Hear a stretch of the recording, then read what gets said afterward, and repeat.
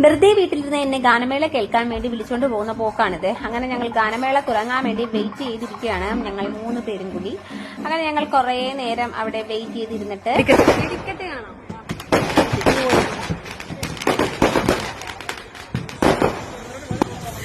വെടിക്കെട്ട് കാണുന്ന ശ്രീജായും പറ്റി ഒന്നുമില്ല, എല്ലാം കഴിഞ്ഞു. പിന്നണി ഗായിക കേരളശ്രീ ഡോക്ടർ വൈക്കം വിജയലക്ഷ്മി.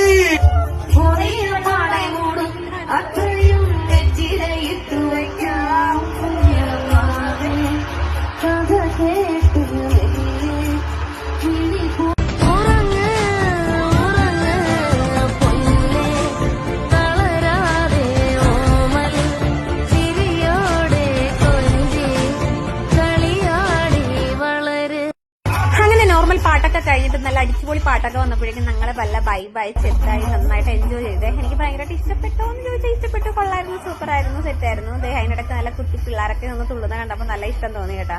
അങ്ങനെ നിങ്ങളത് പിന്നെ കുറച്ച് പരിചയക്കാരെയൊക്കെ കണ്ടു. അതിനിടയ്ക്ക് താലം എന്തോ ഇങ്ങനെ വരുന്നെന്ന് കണ്ടപ്പോഴേക്കും ശ്രീജ അതിനിടയ്ക്ക് കൂടി അങ്ങോട്ടേക്ക് ഓട്ടമാണ് കാണുന്നത്. എനിക്കത് ഭയങ്കര ഇഷ്ടപ്പെട്ടു കേട്ടോ. ചെണ്ടമേളൊക്കെ അടിപൊളിയായിരുന്നു.